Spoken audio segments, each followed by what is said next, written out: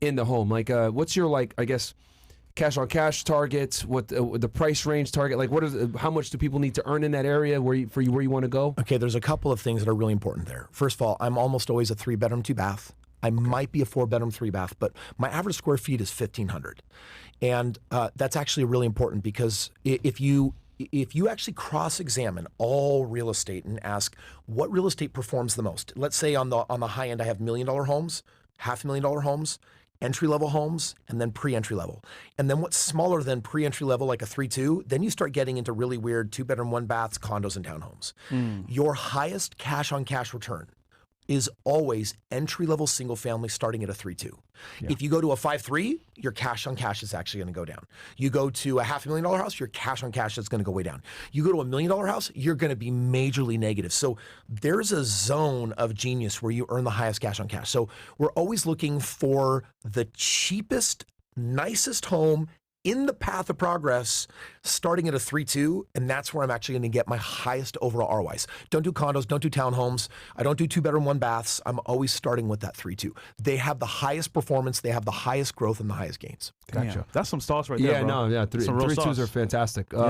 Because it's like perfectly in the middle almost. Okay, so you mentioned, so I got here Memphis, Orlando, Jonesboro, Oklahoma City, Jonesboro, and then you mentioned, am I missing one here? I think that was it. Okay. Why not Miami? Because we had discussed before Miami. I think I have an idea of why. I know why. But what's your thoughts on Miami? Because you love Florida, but Miami, stay away from. Yeah, let's actually talk about affordability. Go back with me to 1980 LA. People were freaking out. If we could go back in time and watch the news reports, they're like, guys, real estate just got over $100,000. It's unaffordable. No one will ever be able to live here. No one will be like, the market has to crash. And everyone's like, why does it have to crash? Because that's too much. I'm like, that's not what dictates a crash. Affordability doesn't dictate a crash. Now that same home is worth $980,000. Yeah. And so it's like, guys, if it's a piece of shit too. Yes. And if you think real estate's going to come down, it's not. So what am I doing? I'm selecting markets that are pre-LA 1990. So, like, for example, when I go to Jonesboro and I'm buying a brand new house for $180,000, I'm looking at affordability. What state is that in, Jonesboro?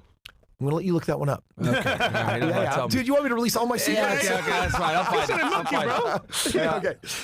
Okay. So if you take a look at the macroeconomics on that, talk about affordability. You're looking for an intersection where real estate is way less than what people earn in the area. So the reason why not Miami is because the prices have already hiked outside of my price range.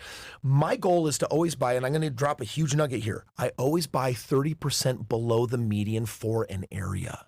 So if the national median is $430,000, my average purchase price has got to be under $300,000. My current average purchase price is $270,000. Why am I 30% below the median? Watch this one. For single family homes, right? For single family. When the market crashes, $1 million on a bad crash, like a 2008 crash, $1 million home is going to go down to $500,000. $500,000 is going to go down to 300. 300 is going to go down to 220. 220 is going to go down to 190. 190 is going to go down to 175. 175 is going to go down to 170.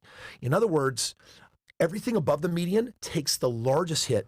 Everything below the median takes a much lower. And if I'm 30% below the median, I actually have minimized myself so that it's like, oh, you're right. We had a nasty crash. My property barely went down, but my rents are actually going up. And so what am I going to do? I'm going to hold. Why would I sell? I'm in a good position. This is why I didn't lose any of my real estate or inventory in 2008 when everyone said sky is falling is the worst market. I'm like, you guys crazy. Within 5 years of buying my first couple thousand homes in Phoenix and Vegas, we had made our investors over $100 million. At a time when everyone said don't. By the way, we're in the same timing right now. People are saying, look at interest rates, look at the economy, look at the market, don't. And I'm like, you guys, I am making the most money I've ever made in the game. Y'all crazy for not, but watch this. You wait a couple of years, rates will come down. We're going to get that buyer's market surging hard. Real estate prices are going to skyrocket. What's everyone going to do? They're going to try to buy real estate. And I'm laughing as I'm selling my inventory, going to the bank, saying, y'all not counter-cyclical. I'm making money because you're all stupid. You're always buying when you're supposed to be selling, and you're always selling when you're supposed to be buying. People don't get that. It doesn't matter how loud I scream. They're not getting it. And earlier in the chat, someone said, well, that's why the rich stay rich. And there's all this negative sentiment about, the people with the haves and the have-nots. I'm like, bro, you can be poor and you can have money if you find a mentor and you get smart and you learn how to play the game. Yep. So Miami, the affordability, it's already out of the price range that I want to be in. That's why I'm in other parts of the state. There's also one other reason. It gets super nerdy, but you're in a hurricane area. Yeah. And so when I get to Orlando, by the time a level 5 hits and goes inland, it's down to classified as a large storm. It's not going to do the damage. And when you're thinking macro and buying thousands of homes like me, you actually have to start looking at, some of the natural disasters and features like that. Speaking of hurricane, there's one on the way actually this weekend. Storm. Are we good in here? I know. Yeah, no. And I've told people all the time, actually, I'd like to get your take on it. I tell people all the time, condos, don't fucking buy them. There's very few circumstances where buying a condo makes sense financially because of the HOAs, especially here in Miami where you're paying $1,000 to $2,000 on HOA alone, which that price can only go up. What are your thoughts on condos? Why should people stay away from them? What's your take? They just don't perform as high. Like literally, if anyone gets anything out of this podcast, it's like, that's really weird. It seems like Kris is really biasing everything against ROI. And that would be right. It's like, hey, if I specialize in condos, guys, my 60% ROI is going to be 34%. I'm like, who's with me? Let's go. I'm like, no, that's actually a really unintelligent choice. So no, I won't do condos. I won't do townhomes just because it's less ROI. It's less in demand. They don't perform as well. They don't increase in value as much. Yeah. We could read some of these chats actually. Yeah. I'm sure there's probably some questions. We got 4,000 plus y'all in here, 5,000 between X, YouTube, Rumble, etc. Hope you guys are enjoying the show, man. There's a lot of information. We get a lot of sauce. Yeah. I have a home in New York with three. Oh, one last thing before I read these chats. What do you want? What should people look for when it comes to renters? How much money should they be earning per year? And does credit score matter as much? Yeah, so my average renter makes $60,000 a year. The moment you find renters that make $40,000 or less, those are the kind of people that when they leave you surprises. But if you make $60,000 on up, that's when people start acting like homeowners and they start taking care of you. By the way, if you guys want to get crazy, if anyone wants to drop in the chat that wants to do a game plan, drop any of your assets. Just tell me, do you have equity in a home, a 401k IRA? And I'll project in 20 years what your net worth could be. That could be a little bit interesting. Okay. Go ahead, guys. Yeah, drop it in. That's pretty good. What do we got here? I have a house in New York with $331K owed and worth $550 to $600K. I used the VA loan and wanted to buy a house in Frisco, Texas. What's my method to get there? Okay, so a couple of things. The first one is, if you take a look at that equity, watch how I do this math. We have let's call it on the low side, a $550,000 house. You're going to go get a home equity loan up to 80% of the value. So I'm going to multiply that by 80%. It's $440,000 minus the $330. You have $110,000 that the bank is going to give you on that house. Now, let me just tell you what that means in my world. Don't get caught up on the details like, I was in military, so I have, VA, so I could do 0% down. Like, again, that's getting lost in strategy. Focus on ROI. You have $100,000 that you can access. If I put $100,000, earning 34%, not 60, 34% year over year for a period of 20 years, that is going to turn into $34.6 million. That's what happens when you compound your money. So y'all got to be thinking, how do I access my assets and how do I earn a superior ROI? If all you ever do is go from a lame single-digit ROI, like a 401k or an IRA that's earning 5-6%, and put it into real estate just even earning 20 or 30%, just wait 20 years, your money will multiply, and at retirement, you have millions. You may not be rich, but you can definitely have $2, $3, $4, $5 million. And for the average person, it's like, okay, well, Kris, let's just say I do that, Mr. Kim Pop, that says, hey, okay, 20 years from now, I've got a bunch of paid off free and clear real estate. Real estate that's paid off is going to earn you on average of 5% cash on cash. So let's just say that you did that. Let's just say that you had $5 million and you're earning 5% on it. Your cash on cash is $250,000 a year. Damn. So it's like I retired and I got $250,000 coming in tax free, growing at 5 to 10% year over year over year. That's a good retirement plan. But to do it, Kim Pop's got to take that equity out of the house and go and buy it. All right. Okay. What do you guys think of house hacking and buying a home in Columbus, Ohio? Is Ohio a good landlord-friendly state? Mentioned it. We talked about house hacking. It's good, but yeah, Ohio is good. You get houses for great prices. Sorry, can I correct that real quick? Yeah, go ahead. I hate Columbus.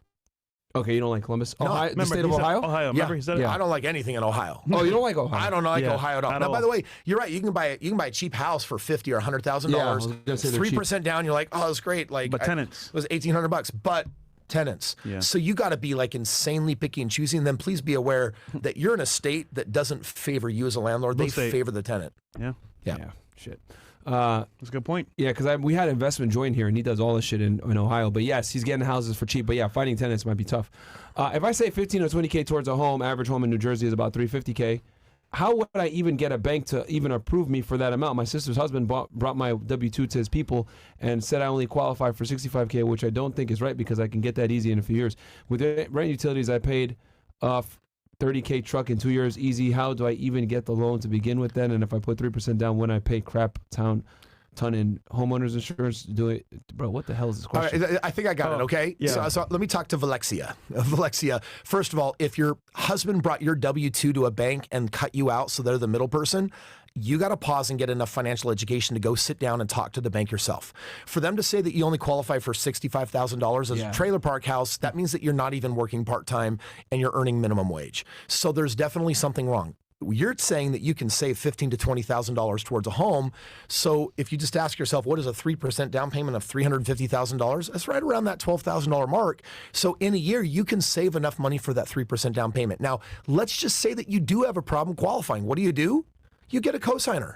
You find someone else that has good credit and income. They'll combine your income with their income, and boom, it's just another way to get a house. But I would find out for yourself actually what's going on. All right. Okay. Who's up next? Shout out to all you. These are all CastleClub chats, by the way. How can you guys, again, if you want to get a discount on the chats, join CastleClub, man. CastleClub.tv. We read all these chats first. How can you go and get your first house? Also, is there a way to maneuver not putting a down payment from your own pockets? Yeah, so if you want to buy a house, like there are no 0% loans unless, well, that's not exactly true, right? If you're VA, there's 0% off. If you're USDA and you're willing to live super rural, there's 0% down. So there's a handful of zero down products that are out there. But really, for most people, you're going to save a 3% down payment. That's going to get you into a house. And banks are built on basically running your financial situation. If you have an average financial situation for a person, for example, coming out of college, and if you've built your credit up to something really, really basic, go talk to a bank, get qualified, find out what you need to do. When I got started in real estate, I couldn't qualify. My mentor said, hey, you're going to need to state your job for 14 more months so that you get your 2-year track record. I need you to put $5,000 in the bank for your tiny down payment on a tiny little house. And then I need you to go get 2 more credit cards and use them responsibly and keep them paid off. And I did those 3 things. And 14 months later, I barely qualified by the skin of my teeth to get my first house. Wow. That 3% down payment became equity in a house that I took out to buy my second house. The second house bought my third house. And you fast forward to 25 homes later, 4 years later, I had $1.6 million net worth, all on a $3,300 down payment. Boom. Think about this, W Fresh Fit. No one else gives this much value. You know it, guys. Ain't nobody stops us. Hey, Chris, I've got a home I bought for $445K in 2020 at 3.25%. I owe $385K now, and I'm debating on selling it right now for between $650 to $690. My payment is $2,500. I think I can rent it for $4K a month. Should I cash out the $200K or go ahead and rent it out? I was thinking the same thing that others are, that it's going to crash. Okay, so a couple of things for you. Number one, the market is not going to crash. Yeah. Number two, I don't keep any rentals that are worth more than $300,000 because when the market does eventually crash, I think we're a decade out on that, I think you're going to get spanked. So for me, if I were you, I want to sell that house even if I have a $1,500 a month cash flow. I'm going to take my $200,000 of gains and I'm going to use that to buy 2 or 3 homes at a lower price point in one of the top markets where I'm going to get a higher performance on my money. So a question for you, actually. I was going to ask this. When it comes to renters, you said you want them to make $60K per year, if bare minimum. What about credit score? Because I've noticed, like, with credit score, I'm not putting anyone else in that's under, like, 720 or something. Because I've seen people that make 100 and they still fucking don't pay rent. Yeah, we're 680, 690 minimum. Okay. And then anything on up is good. But yeah, if they have credit glitches, like that's definitely a red flag that the moment they have problems, they're going to like poke around and figure out who can I get by not paying.